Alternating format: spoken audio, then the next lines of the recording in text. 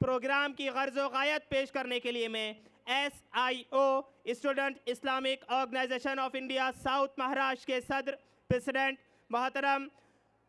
اعتصام حامی صاحب سے مؤدبانہ درخواست کرتا ہوں کہ وہ آئیں اور افتتاحی کلمات ہمارے سامنے پیش فرمائیں۔ اعوذ باللہ من الشیطان الرجیم، بسم اللہ الرحمن الرحیم۔ قال اللہ تعالیٰ فی قرآن المجید والفرقان الحمید، سبحان الذی اسریٰ بعبدہ لیلا من المسجد الحرام الی المسجد الاقصی الذی بارکنا حولہ، صدق اللہ العظیم والمولا الکریم۔ رب اشرح لی صدری ویسر لی امری واحلل عقدۃ من لسانی ویفقہوا قولی، آمین یا رب العالمین۔ تمام تعریف حمد و ثنا اللہ رب العالمین کے لیے ہے جس نے ہم تمام کو پیدا فرمایا ہے، اور لاکھوں کروڑ درود و سلام ہو اللہ کے آخری نبی حضرت محمد مصطفیٰ صلی اللہ علیہ وسلم پر کہ آپ کے وسیلے سے زندگی نے، دنیا نے زندگی پائی۔ آپ کی آمد سے پہلے نہ جانے یہ انسانیت کن گھٹا ٹوپ اندھیروں میں تھی۔ میں سلام پیش کرتا ہوں اورنگ آباد کی یہ غیور اور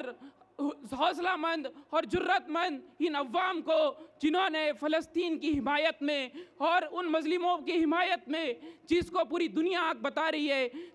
جس کو پوری دنیا جو ہے خون میں رنگنے کی کوشش کر رہی ہے، خون میں نہلانے کی کوشش کر رہی ہے، ایسے لوگوں کی حمایت میں، ایسے نہتے لوگوں کی حمایت میں یہ سروں کا سمندر، یہ جم غفیر یہاں پر کھڑا ہے۔ میں ایسے تمام عوام کو سلام پیش کرتا ہوں، ہماری ماں کو سلام پیش کرتا ہوں، ہمارے بچوں کو سلام پیش کرتا ہوں، ہمارے نوجوانوں کو سلام پیش کرتا ہوں، یہاں پر آنے والے ایک ایک لوگوں کو سلام پیش کرتا ہوں۔ آپ کی حوصلہ مندی، آپ کی جرت مندی تاریخ میں ایک سبق کو جو ہے رقم کرے گی۔ تاریخ جب بھی لکھی جائے گی آپ کا نام لکھا جائے گا کہ یہ وہ لوگ تھے جب دنیا ظلم، بربریت اور فتنہ و فساد کی آگ میں جل رہی تھی، یہ وہ لوگ تھے جو اس کے لیے کھڑے تھے۔ محترم حاضرین، مجھے یہاں پر لفاظی نہیں کرنا ہے، میں تھوڑی سی بات اپنی عرض کروں گا، اس پروگرام کی غرض و غایت اور آبجیکٹیوز آپ کو بتاؤں گا اور اس کے بعد اپنی گفتگو کو مکمل کروں گا۔ بات یہ ہے کہ یہ اس وقت جو پورا معاملہ چل رہا ہے اور ہم دیکھتے ہیں کہ ہر سال پچھلے کئی سالوں سے جب سے یہ ناپاک اسرائیل جیسا ملک اس دنیا کے خطے پر وجود میں آیا ہے، اس دن سے آپ دیکھ رہے ہیں کہ وہاں کے جو فلسطینی عوام ہیں ان پر ہر طرح کا ظلم و جور کیا جاتا ہے، معصوم بچوں کو مارا جاتا ہے، عورتوں کو مارا جاتا ہے۔ سوشل میڈیا اور اس طرح کی ساری چیزوں سے آپ لوگ واقف ہیں، آپ جانتے ہیں کہ اعداد و شمار کیا ہے، کل رات کا واقعہ کیا ہوا ہے جس نے ہم سب کو ہماری نیندیں اڑائی ہے، ہم کو سونے نہیں دیا ہے، یہ سب واقعات آپ جانتے ہیں۔ تو یہ جو پورے واقعات ہیں آپ جانتے ہیں کہ یہ انتہائی جو ہے گھنونے اور جو ہے بربریت والے ہیں۔ ایسے ماحول میں آپ جانتے ہیں کہ اللہ کے رسول صلی اللہ علیہ وسلم کی جو حدیث ہے، اللہ کے رسول صلی اللہ علیہ وسلم نے ارشاد فرمایا کہ یہ امت مسلمہ ایک جسد واحد کی مانند ہے، ایک جسم کے مانند ہے۔ جب اس کے پیروں میں کانٹا چبھتا ہے تو اس کی آنکھ رو پڑتی ہے۔ اسی طریقے سے فلسطین کے مظلوم مسلمان اگر وہ کسی تکلیف میں ہے، وہ کسی ظلم اور بربریت کا نشانہ بن رہے ہیں، تو اس حوالے سے ہم بھی ان کی آہوں کو، ان کی کراہوں میں ہم یہاں شریک ہیں، اس سسکتی بلکتی بچوں کی کراہوں میں ہم شریک ہیں، ان کے درد کو ہم محسوس کرتے ہیں۔ بیسیکلی اس پوری دھوپ میں آنا، یہاں جمع ہونا، چلچلاتی دھوپ کی اس گرمی کو محسوس کرنا، دراصل اسی بات کا اظہار ہے کہ ہم ان کی ظلم اور بربریت میں اور وہ جس طریقے سے ستائے جا رہے ہیں، دبائے جا رہے ہیں، ان کے ساتھ یہاں پر کھڑے ہیں۔ یہ جو حدیث ہے، یہ اللہ کے رسول صلی اللہ علیہ وسلم نے یہ جو بات کہی ہے، اس کو ہم دراصل یہاں درشانا چاہتے ہیں کہ ہم اپنے آپ کو جسد واحد سمجھتے ہیں، ہم اپنے آپ کو ایک مضبوط جسم کی مانند سمجھتے ہیں اور اسی بات کا ہم اظہار کرتے ہیں۔ دوستوں اور ساتھیوں، یہ پہلی بات ہے جو مجھے آپ سے اس وقت کرنی ہے۔ دوسری بات یہ بھی ہے کہ اس پروگرام کو اس لیے رکھا گیا ہے کہ ہم دراصل اس پورے سینیریو میں سسکتے ہیں، بلکتے ہیں، پریشان ہوتے ہیں، لیکن نہ جانے ہماری کتنی بڑی عوام ہے جو اب تک کی اس فلسطین کی اور اس فلسطین سے، اس کی سرزمین سے وابستہ پوری تاریخ کو ہم لوگ نہیں جانتے ہیں۔ ہم بالکل اس کے لیے آنکھیں ہماری رو پڑتی ہے، ہماری آنکھ کے کٹوروں میں آنسو بھر جاتے ہیں، لیکن ہم اس کی تاریخ کو نہیں جانتے ہیں۔ ضروری ہے کہ ایسے موقع پر ہم ہماری تاریخ کو بھی سمجھے، اس ارض مقدس کی تاریخ کو بھی سمجھے جس کے حوالے سے کئی انبیاء نے وہاں پر اپنی موت کی خواہش کی لیے وہ چاہتے تھے کہ اگر ان کو موت نصیب ہو تو زمین پہ نصیب ہو. دنیا میں اگر کسی 3 جگہوں پر اگر سفر کی اجازت دی گئی ہے